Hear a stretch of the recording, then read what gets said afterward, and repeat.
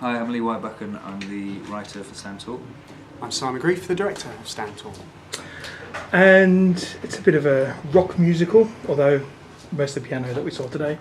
But where'd the idea come from? I actually wanted to write a musical for schools. So the idea was to write something that was relevant, and the initial idea was to write something for anti-bullying, which is obviously a big issue in schools. And I thought there was an opportunity to write another biblical tale musical. So that was the the idea was to get a biblical tale that was relevant and that children were familiar with. So the David and Goliath story was one of those tales, and I decided to sort of flip it slightly and make it a bit more contemporary, current and relevant to kids. Hello, I'm Jack Shalhoub and I'm playing Goliath and Guard. With your sporting a new haircut. Yes, which may still be here, I don't know. Probably will be.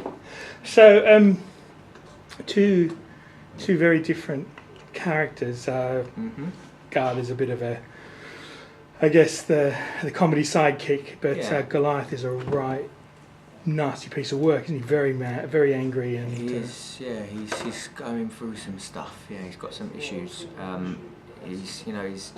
He's doing that classic bully thing of he's being bullied himself by his father, and is taking that out on someone else and therefore bullying them.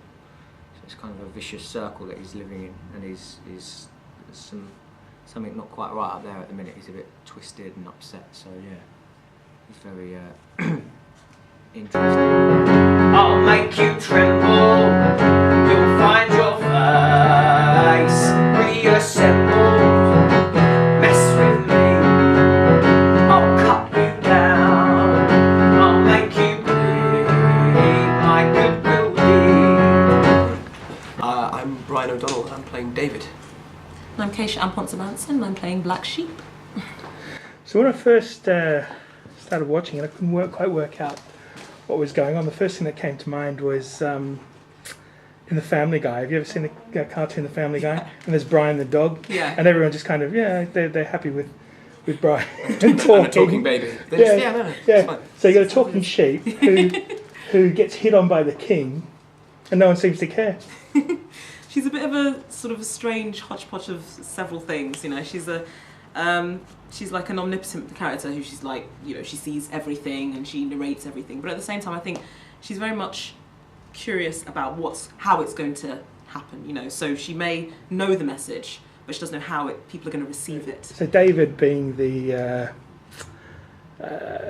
main character, if you will, and he's bullied from all ends, really, apart from his father. But you know, there's the king, there's Goliath, there's all these pressures, and you know, and how's that to play? The thing with David, I mean, the result at the end of the show is that he's not somebody that he allows it to happen to him rather than standing up to it. He lets it all wash over him. He's too passive, and Black Sheep literally turns up and says, "Buck your ideas up, and you can be king. You can be ruler of the world," sort of thing.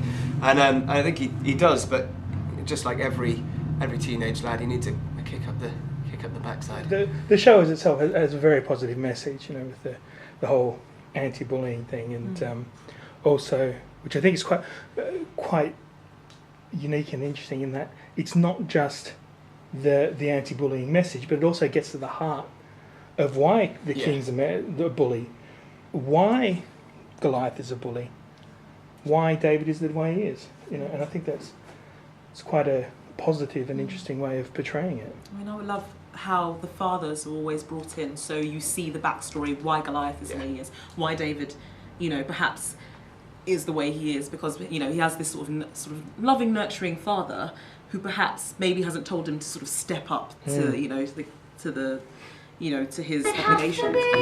I want him night and day, but he's so indecisive. Why do I have to feel this way? I want him night and day, but he